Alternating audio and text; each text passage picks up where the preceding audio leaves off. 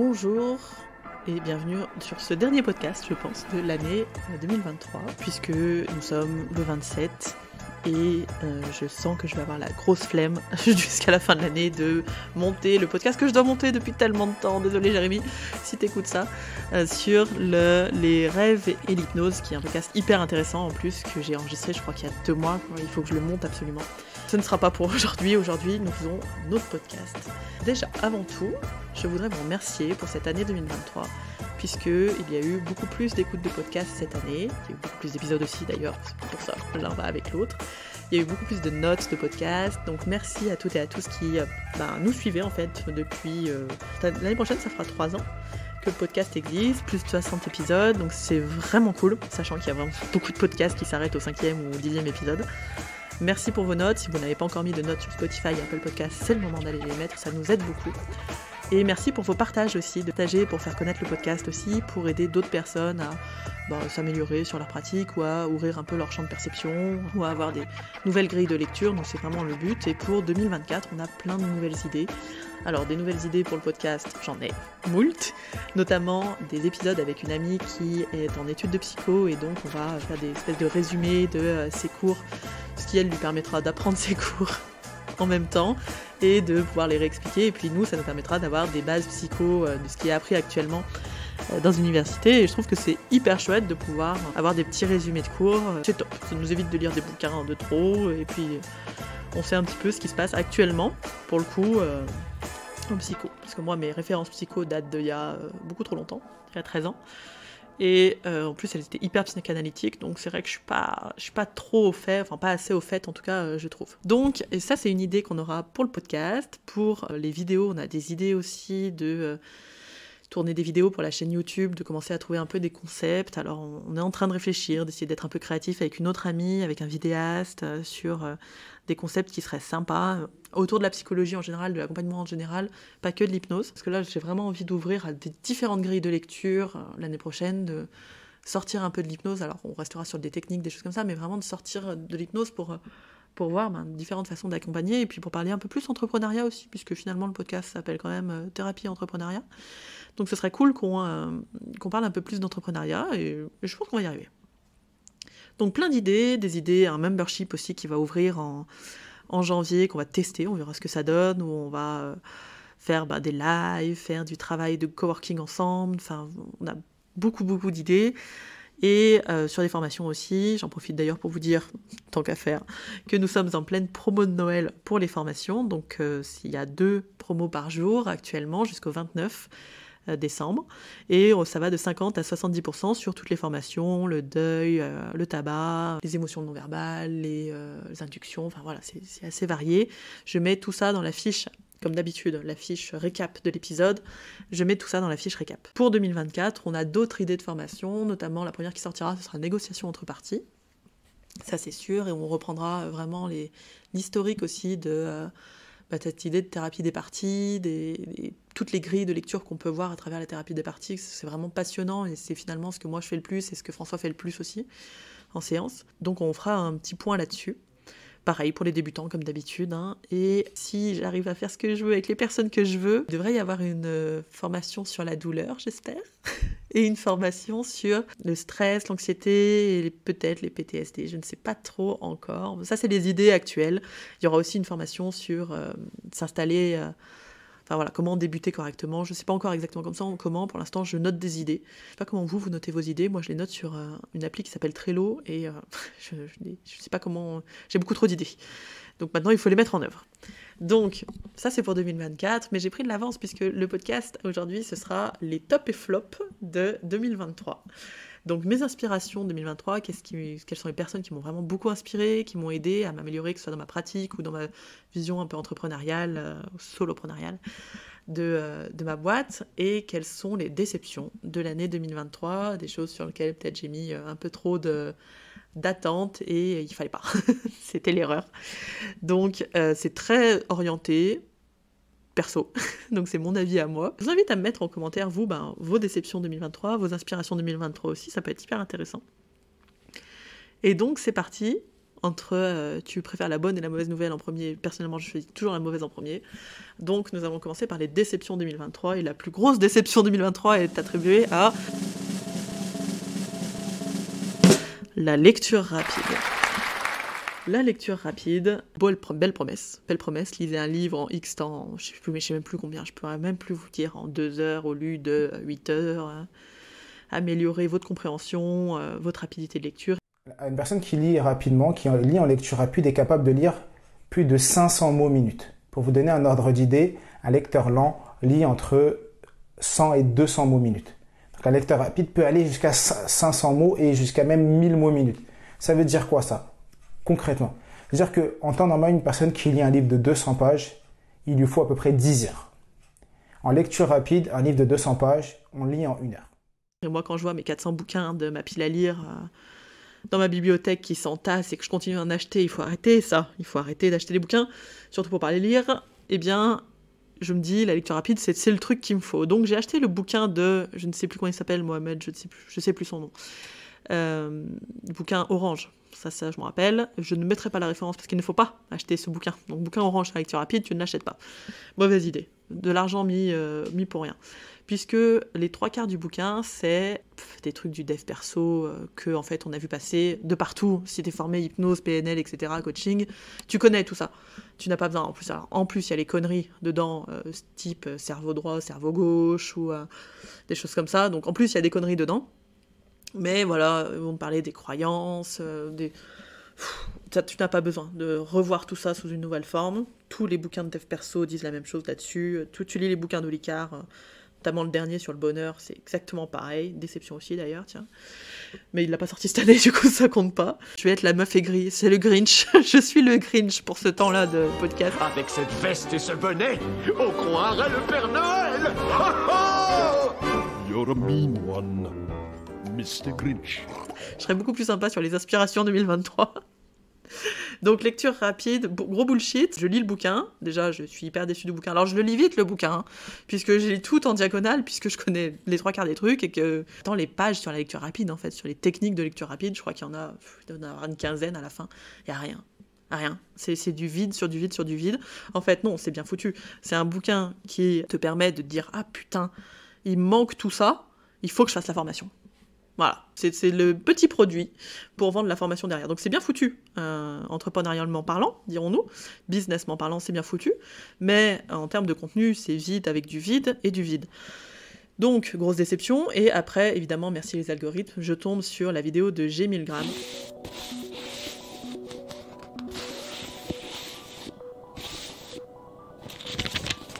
Salut tout le monde. Alors non, ces petites caresses ne sont pas des préliminaires de bibliothécaire. Ce que vous voyez là, c'est de la lecture rapide. Donc si vous êtes intéressé par l'esprit critique et la zététique, et si vous n'êtes pas intéressé, intéressez-vous à ça, c'est très important, pitié. De G1000 grammes sur la lecture rapide, donc où il reprend les principes de la lecture rapide niveau scientifique, qu'est-ce qui a été prouvé, pas prouvé. Bah évidemment, on tombe sur, rien n'a été prouvé, lire plus rapidement fait baisser le niveau de compréhension. Voilà, oui, merci, bonne journée. Je vous fais un résumé rapide. Je vous mettrai la vidéo de G1000 grammes si elle vous intéresse pour le coup. Après, il parle des championnats du monde, d'Europe, de l'univers de lecture rapide. Et comment ils sont organisés, ces fameux championnats? Alors, ils sont organisés en fait par les instituts de formation français, 2 ou 3, je crois, qui se mettent ensemble pour organiser ça, te faire croire que c'est mondial ou international ou je sais pas quoi, je me rappelle plus exactement. Et au final, non, c'est juste les instituts de formation qui envoient leurs propres clients faire des championnats. En fait, c'est du vide sur du vide sur du vide. Et ça, c'est passé à la télé, c'est passé dans les médias, en veux-tu, en voilà. Donc ça a eu une explosion, on voit les pubs encore sur Facebook. Bon, c'est de la merde, si on fait un petit résumé rapide. Alors ? C'est de la merde. Quoi? Sire? Alors attendez, Caradoc, soyez pas si catégorique non plus. C'est ça votre spécialiste? Allez, non, mais essayez de développer un peu. Il n'y a rien à développer, c'est de la merde, c'est tout. Moi, on me sert ça dans une auberge, le tavernier se prend une quiche dans sa tête. Voilà, on a dit le Grinch, je tiens bien mon rôle pour l'instant. Tant qu'on est dans G1000 grammes, le youtubeur là, on a David Lefrançois dans les déceptions 2023. Donc David Lefrançois, peut-être les hypnos connaîtront pas parce que c'est un coach, donc beaucoup plus connu dans le coaching. Coach et neuroscientifique. Il s'auto-proclame neuroscientifique. Le autoproclame est important. On nous a fait une petite Idriss Aberkane là, c'est-à-dire que le mec a mitonné ses diplômes. Voilà, pour faire croire que, pour se donner une caution scientifique en fait. Donc caution scientifique égale biais d'autorité, égale je vous vends des trucs parce que c'est neuroscientifique et que ça marche mieux et que le coaching neuroscientifique, neurosciences, ça marche bien et tout de suite on va impacter les circuits neuronaux, donc le changement sera plus profond, plus rapide, etc.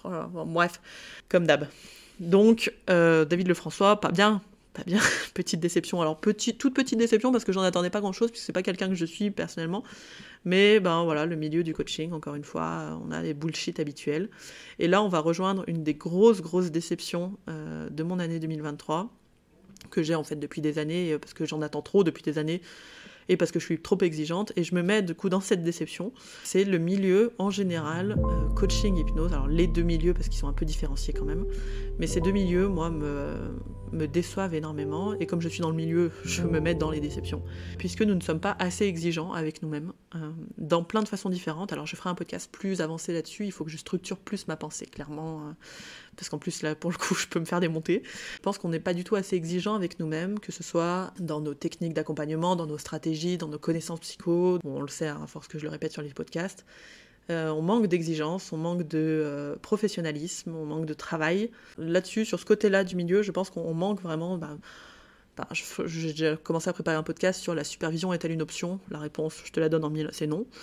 Et moi, pour moi, elle a été une option pendant des années, donc c'est pour ça que je me mets aussi dans mes propres déceptions de flop, puisque je me trouve aussi pas assez exigeante avec moi-même, niveau boulot. On se contente trop, je vais parler là plus de l'hypnose, puisque c'est quand même le milieu que je connais le plus, on se contente trop de l'hypnose, la grande dame, le grand art, le truc qui peut tout faire, et on oublie complètement tout le reste, tous les biais, toute la psycho qui est hyper importante. Enfin voilà, on est un peu décevant là-dessus. Nous sommes, voilà. Pas tout le monde, évidemment, là je mets tout le monde dans le même sac, hein, mais il y a des gens qui sont à fond, qui ont plein de grilles de lecture, qui se renseignent, qui lisent beaucoup, qui se forment, etc. Donc pour le coup, c'est qu'un avis qui est très personnel, hein, il ne faut pas le prendre pour toi. Si tu es toi-même déçu de toi-même, c'est pas grave. Regarde, moi je suis déçu de moi-même et ce n'est pas grave. On s'en remet, puisque ça nous permet de mieux travailler l'année prochaine. Bon, parce que ça c'est décevant, mais finalement pour moi c'est pas très grave, puisque c'est du travail. Et le travail c'est faisable. Donc ça c'est chacun à notre niveau, qu'on voit un peu notre cadre, notre éthique, notre déontologie, et on peut se remettre à niveau. Ça c'est vraiment pas très grave comme déception. La plus grosse, qui est plus grave pour moi, parce qu'elle est plus généralisée et que j'ai du mal à voir comment est-ce que ça peut s'améliorer, c'est le milieu en général sur tout ce qui est spiritualité, New Age, complètement pollué par ça. Alors je vais parler du milieu hypno pour pas tout mélanger. Milieu coaching aussi, mais bon, voilà, milieu coaching, j'abandonne, je crois. Donc le milieu d'hypno, l'hypnose, on va partir du principe que c'est un truc qui est reconnu quand même scientifiquement, un état qui est reconnu, qui est plusieurs états d'ailleurs, mais on l'est souvent très mélangé. C'est très rare maintenant de voir un hypno qui s'installe comme hypno. Comme praticien d'hypnose, hypnologue, hypnostudieux. On n'a plus d'hypno basique, comme on n'a plus de coach basique. Il n'y a plus. Maintenant, tout est mélangé à... Enfin, tout, j'exagère, je sais. Mais on a beaucoup de mélanges de hypnose énergétique, hypnose des vies antérieures, hypnose quantique. Pour un sujet qu'on a beaucoup avec François, c'est contact avec les défunts, machin. Et c'est d'ailleurs pour ça que j'ai eu cette idée de faire ces ateliers d'hypnose, parce que je me suis dit c'est quand même dommage de devoir vivre des arrêts cardiaques pour en arriver à de tels apaisements devant la mort quand même. Parce que les gens qui vivent ces expériences de mort provisoire sont considérablement apaisés par rapport aux souffrances du deuil et aussi par rapport aux angoisses de leur propre finitude. Donc le raisonnement a été le suivant: je vais mettre ces patients, enfin c'est pas des patients, ce sont des gens tout à fait normaux, ce ne sont pas des malades, je vais mettre ces participants sous hypnose, leur suggérer le voyage de l'expérience de mort provisoire, les laisser dans des stations où ils seront seuls avec ces perceptions de la conscience intuitive extraneuronale pendant plusieurs minutes, où là je ne parle pas. Les gens sont avec une musique hypnotique, avec des infrabasses qui passent du cerveau droit au cerveau gauche. Enfin, il y a tout un process qui est mis en ligne. Et là, on a des expériences. Et effectivement, il y a eu, sur le premier millier de TCHistes, 669 personnes, 67% de personnes qui ont coché la case « Oui, je pense avoir été en contact avec un défunt durant ma séance ». Mais il n'y a pas que ça. En fait, on a été complètement gangréné par toute la spiritualité New Age. Et le problème de ça, alors il y en a plusieurs, mais c'est pour ça que je ferai un podcast spécifiquement pour ça, mais un des problèmes que ça, c'est qu'on passe pour des glands déjà, et des charlatans, et qu'il y a beaucoup de charlatans là-dedans. Ce sont des cadres de pratiques différents. Moi, j'ai pas de problème avec le contact défunt, avec la spiritualité, avec machin. Mais ça n'a pas à être mélangé à l'accompagnement psychothérapeutique ou psychopratique, puisqu'on a pas le droit de dire psychothérapeutique, mais ça va pas être mélangé avec l'accompagnement psychopratique des hypnos, que les 3/4 des hypnos font. Hein. Attention, il y en a quand même pas beaucoup qui travaillent uniquement sur des symptômes. On travaille très souvent le passé, le machin, le truc, donc là on est très souvent dans de la psychopratique quand même.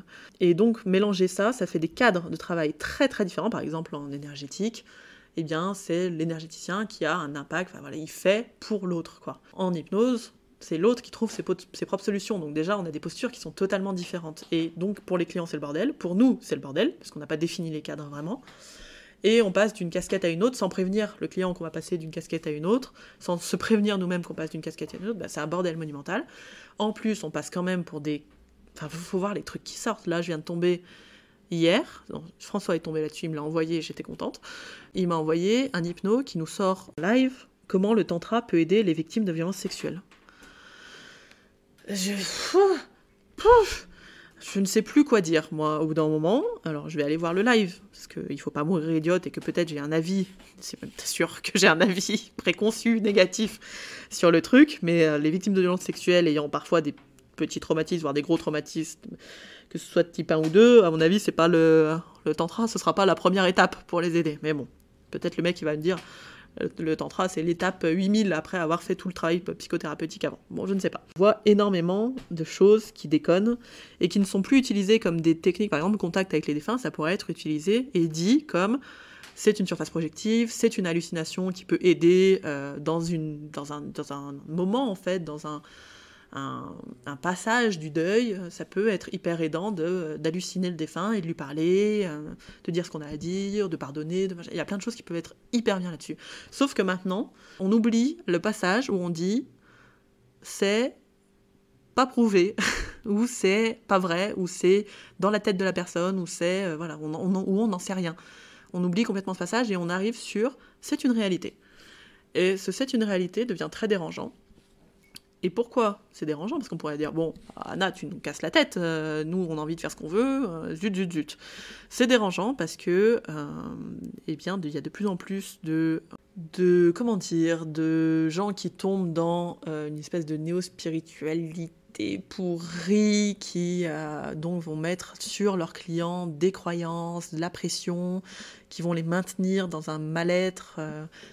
Le contact avec les défunts, typiquement, peut maintenir des gens dans du deuil, de la tristesse, du machin, parce que ça fait pas passer des étapes, parce qu'on continue à vouloir parler à son défunt. Si on est persuadé que c'est vrai, machin, ça peut être hyper négatif. Pour avoir François qui regarde beaucoup les groupes de deuil, qui parle avec beaucoup de personnes en deuil, etc., c'est vraiment très particulier. Et en élargissant un petit peu, à quoi commence à ressembler le milieu? C'est vraiment la question. Pour, par exemple, les professionnels de santé, du type infirmier, médecin, etc., on passe pour des glands. C'est une activité démoniaque, il faut brûler cette personne. On va brûler au bûcher! On va me dire, on s'en fout de pourquoi on passe. Ben non, on s'en fout pas. Parce que déjà, travailler avec eux, c'est quand même hyper intéressant. Travailler avec des psychos, des psychiatres, c'est quand même, à mon avis, la base si on fait un peu de psychopratique. Et on est nombreux, je le rappelle, à en faire. Et ils commencent à se positionner tous de plus en plus, depuis des années, vous allez me dire, mais là, on a par exemple l'ordre infirmier qui nous pose le 18 décembre une position sur les pratiques de soins non conventionnels, etc. Dedans, on a l'hypnose ericksonienne, quand même, on est à côté de décodage biologique et auriculothérapie, merde. Et il y a hypnose ericksonienne, ça n'a rien à foutre là, normalement, ça devrait pas être là, c'est prouvé scientifiquement, on ne devrait pas être là-dedans. Mais on est là-dedans parce qu'on a des cadres, n'importe comment, on fait n'importe quoi. Tout le monde fait tout, alors t'as tous les hypnos font tout, maintenant on passe du deuil au TCA, les TOC, les machins, bon je m'énerve, je me calme. Donc on est là-dedans, on devrait pas y être. Vraiment, ça devrait être beaucoup plus clair. On devrait avoir fait un truc comme en Québec, une entente avec les psychos sur qui fait quoi. D'ailleurs, je vous mets, si ça vous intéresse, l'entente qu'il y a au Québec entre les psychos et les hypnos, qui fait quoi, qui est hyper intéressante. Bref, la position des instances de santé et de l'État sur l'hypnose ericksonienne. Je vous donne la fin, parce que c'est vraiment intéressant. En conclusion, l'hypnose thérapeutique souffre essentiellement de son manque de reproductibilité. C'est dans les études qu'ils citent juste avant. Et ces bénéfices cliniques demeurent faibles ou incertains. Vous lirez, si vous voulez, vous irez sur l'ordre infirmier, ils ont fait une petite fiche, la numéro 5 pour l'hypnose ericksonienne, qui a les sources, le rapport de l'INSERM, etc. Mais bon, il manque des choses, hein. C'est orienté, on va pas se mentir, mais c'est intéressant de voir les choses qui sont orientées à être différentes de nous, hein, finalement. Et donc la fin, la promotion de l'hypnose ericksonienne s'appuyant sur différents réseaux liés à la mouvance New Age, je ne sais plus lire, entraîne inexorablement dans son sillage des personnes aux intentions douteuses conduisant à des abus, y compris les plus graves. Moi, ça me flingue hein, quand je vois ça sur des fiches destinées aux infirmiers. Donc on est d'accord, ils suivent les positions de l'ordre des médecins. Bien d'accord. Mais on ne devrait pas être là-dedans, en fait. En tant qu'hypno, le coaching n'y est pas. Hein. Ça pourrait être très, très, très discutable, le coaching, on est bien d'accord. Et ben, qu'est-ce qu'on fout là? C'est que comme tout le monde mélange tout, évidemment qu'eux, ils regardent ça, les pros de santé, de loin, les psychos, les psychiatres, les médecins, les infirmiers, ils regardent ça de loin et ils se disent, mais c'est quoi ce souk? Quand on a un hypno-énergéticien, bioénergéticien, hypnose quantique, parler avec vos défunts et vos vies antérieures, mettons-nous dans les pieds du médecin, dans les baskets, tu regardes ça, tu peux pas lui demander au mec évidemment, qui va se dire c'est de la merde, et il va mettre tout le monde, le cerveau généralisant, il va mettre tous les hypnos dans le même sac et dire mais c'est quoi ces conneries? Et vraiment, à un moment, il a pas tort. Pour moi, voilà, le milieu, pour le regarder depuis une dizaine d'années, 8-10 ans, et voir comment il évolue, alors je garde en tête que j'ai ma grosse bulle cognitive, mes biais, le fait que je viens revalider des trucs, etc. Mais pour être moi passé aussi dans cet excès de dev perso, soyez les meilleures versions de vous-même, faut voir mon premier article, il est génial. Comment le dev perso peut t'aider à devenir la meilleure version de toi-même. J'adore me relire, la honte. Mais bon, c'est pas grave. Pour être passé dans cet excès, l'excès de « ah oui, la loi de l'attraction, c'est top voilà. Et être maintenant dans l'excès inverse de « mon Dieu, qu'est-ce qu'on fait en fait vraiment en séance ?» Qu'est-ce qu'on renvoie aux gens? Le milieu prend pas un tournant incroyable, je trouve, et ce serait cool d'arriver à le purifier, entre guillemets. On ne va pas purifier par le feu, mais au moins à diviser les techniques, quoi. C'est-à-dire que arrêter de mélanger tout simplement énergétique et hypnose, par exemple. Ça pourrait être un truc, mais bon. C'est pour ça que je disais que c'était plus généralisé et que je ne sais pas. Je ne sais pas quoi faire. Donc je pense qu'on va continuer nos podcasts bien sages, nous, et ce sera déjà pas mal. Donc, voilà pour mes grosses déceptions 2023. J'en ai des plus petites, plus humoristiques, dirons-nous. L'URSSAF qui ne m'a toujours pas oublié. Ça, c'est dommage. Le groupe Synapse sur Facebook qui m'a foutu dehors. Je suis assez triste. Parce que j'ai la mauvaise idée à chaque fois de rappeler, alors je ne sais pas pourquoi d'ailleurs, mais là, je pense que j'avais rappelé qu'on ne travaille pas sur les allergies. Je le redis, hein. Les allergies, les maladies, on ne guérit pas, tout ça. Exercice illégal de la médecine. Je sais, ça fait chier, je sais, le protocole il marche bien, je sais, il est sympa à faire, je sais, on aime bien avoir du pouvoir sur les gens, mais non, on ne fait pas ça, toujours pas. Donc ça, voilà, les protocoles des allergies, poubelle.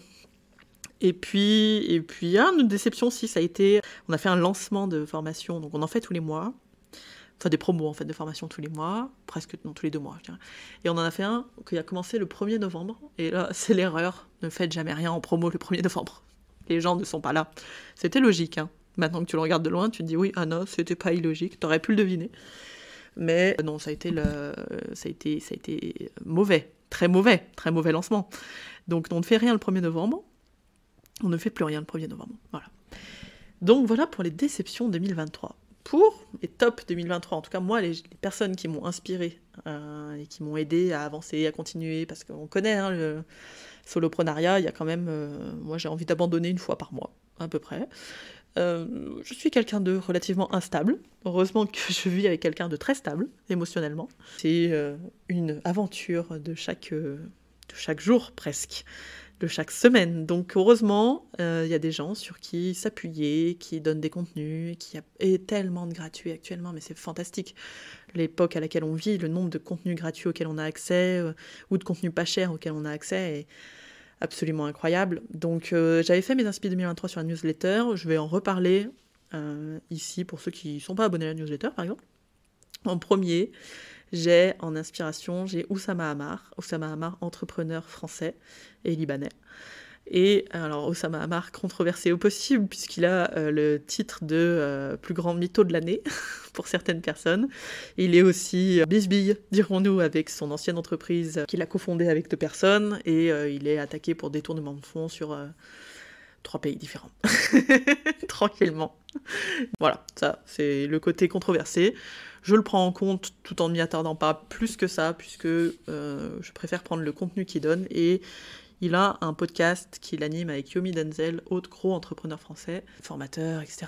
Ce podcast s'appelle Sans Permission, et que je trouve, alors qui m'énerve autant qu'il m'apporte, parce qu'il y a des fois il y a des dingueries qui sortent, notamment de la part de Yomi et de leur acolyte, dont Antoine, je sais plus comment, Blanco. Des dingueries où mon côté féministe a envie de hurler à la mort quand j'entends des trucs comme ça, mais j'aime beaucoup écouter Oussama Ammar, puisque je le trouve très intéressant, et qu'il apporte beaucoup de pistes, alors surtout des fois sur plein de choses en fait. Alors c'est que ça va être l'entrepreneuriat, lui il est plus spécialisé sur tout ce qui est start-up, c'est vraiment plus son truc, mais je trouve qu'en termes d'état d'esprit, de mindset, d'idées sur la vie, il parle beaucoup d'IA, c'est vraiment, moi ça m'a beaucoup aidé cette année, beaucoup motivé, a apporté plein de pistes différentes, donc j'ai beaucoup aimé l'écouter, on le note au nombre de beaucoup que j'ai dit.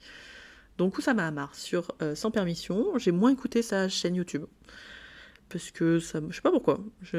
Aussi, je sais pourquoi, parce que je vais pas sur YouTube regarder des vidéos. J'écoute en podcast, donc j'écoute quand je marche. Donc forcément, la chaîne YouTube, j'ai moins écouté. La deuxième qui m'a beaucoup inspirée, et surtout en cette fin d'année, c'est Alex Martel, qui est québécoise, qui a un super membership qui s'appelle Joyeux Chaos, et un podcast qui s'appelle Joyeux Chaos qui est privé. Donc il faut s'abonner au membership pour avoir accès au podcast, et elle est copywriter, elle fait du copywriting et elle est super intéressante aussi. Et en termes de créativité, je trouve que c'est incroyable. Tout ce qu'elle fait, moi, ça me développe la créativité plus. Donc j'aime beaucoup Alex Martel. Je vous invite à aller voir, et ça m'a aussi aidé sur... Alors, elle appelait son truc Joyeux Chaos parce qu'elle n'aime pas avoir des dates précises de live, de machin, et j'aime pas non plus, moi, d'avoir des trucs, par exemple, toute la première semaine du mois, on fait un live, machin. Dans l'idée, j'aime bien, mais en fait, j'arrive jamais à le respecter. Et elle, donc, dans son Joyeux Chaos, c'est quand elle a envie de faire un live, quand elle a une idée, quand elle a un truc, là, il y a un événement, et si il y en a pas, c'est quelqu'un d'autre qui le fait. Et elle a vraiment fait ça à son image, et c'est assez chouette. Beaucoup de contexte. Donc là, c'est vraiment le milieu plus entrepreneuriat qui m'ont inspiré en 2023. Je dirais un peu plus sur l'hypnose, la technique et tout. Moins, parce que c'est moins ce qui m'intéresse actuellement. Je suis plus sur le développement d'entreprise. Je sais pas pourquoi, ça me passionne actuellement. Donc Alex Martel, Anthony Bourbon. J'ai beaucoup écouté aussi des interviews de lui. Anthony Bourbon, c'est le mec qui a créé Feed. C'est les petits repas là en bar ou en boisson qui font un repas complet. J'ai jamais mangé, j'ai jamais goûté, mais j'ai vu passer. Et il est très intéressant, je l'avais écouté pour la première fois, il faisait une interview pour France Inter face à Sama Karaki, et c'était vachement cool à écouter. Il m'avait saoulée, et en fait, en écoutant de plus en plus, je trouve qu'il a aussi pas mal de choses dans le mindset, un guerrier. On est un peu sur le cliché du mec guerrier, mais il y a beaucoup de choses à retenir, en tout cas pour moi, dans ce que je suis. Alors après, dans mes autres inspi, ça c'est des gens que j'ai depuis plus longtemps. Antoine BM, ça c'est dans les formateurs en ligne, je trouve qu'il fait un taf incroyable. Je le trouve humble, j'ai eu la chance de le croiser grâce à Im il n'y a pas longtemps, et je me suis retrouvée comme une idiote devant lui. Il n'y a pas beaucoup de gens que j'admire et qui me feraient me sentir teubée quand j'arrive devant eux, mais Antoine BM, je me suis retrouvée comme une idiote à pas oser aller lui parler, et à bégayer et à essayer à le choper en fait, juste avant de partir, moi, en bas d'escalier, quand il sortait des toilettes. Enfin, vraiment, j'ai fait du grand Anna, du grand courage. Donc Antoine BM, très intéressant, les formations sont sympas, les podcasts qu'il fait sont très intéressants, et le podcast et chaîne YouTube, top. Mark Manson, dans ses articles, passionnant. Comme d'habitude, faut lire en anglais ou traduire ta page Google, mais Mark Manson, hyper intéressant. Dans le même genre, un peu Paul Graham, alors plus sur l'entreprise, etc. aussi. Paul Graham, dans les articles, très intéressant. Il y en a d'autres, mais on est déjà à 30 minutes de podcast, donc on va se calmer. Et dans le milieu, les inspirations 2023, des gens qui m'ont beaucoup inspiré, ça va être en premier Marie Lisel. Et oui, puisque je lui trouve un courage incroyable de rien lâcher sur ses convictions et de venir titiller tout le monde et rappeler des choses qu'elle considère comme basiques dans l'éthique, le respect, l'inclusivité, etc., mais qui sont actuellement dans le milieu pas du tout des basiques. Et se battre comme ça, j'ai beaucoup d'admiration pour ces gens qui posent leurs pensées et qui osent la penser. Enfin, évidemment, c'est mon problème, moi, mais qui osent dire ce qu'ils pensent, quitte à se prendre des sauts de merde et des shitstorms toute la journée, mais qui sont, comme elle disait dans le podcast qu'on avait fait ensemble, les petites araignées ou la petite lumière qui clignote et qui dit attention. Donc énormément d'admiration pour son travail, ses articles, les ateliers qu'elle fait, le groupe hypnose inclusive qu'elle fait. Et on devrait être plus nombreux sur ce groupe d'ailleurs. Donc si ça vous intéresse, pareil, le lien dans la petite fiche de résumé du podcast. Dans le même genre, Yann Verviers, pour la même chose. Alors pour deux choses, pour aussi le fait de poser ses avis comme ça, bam, bim, qui peuvent être secs et qui peuvent piquer les gens, mais moi je suis... c'est des personnes qui m'inspirent beaucoup pour le fait d'oser moi-même me positionner dans le milieu, ce qui est assez dur à faire, je trouve, et je pense que vous me rejoindrez là-dessus. C'est difficile des fois de donner un avis très...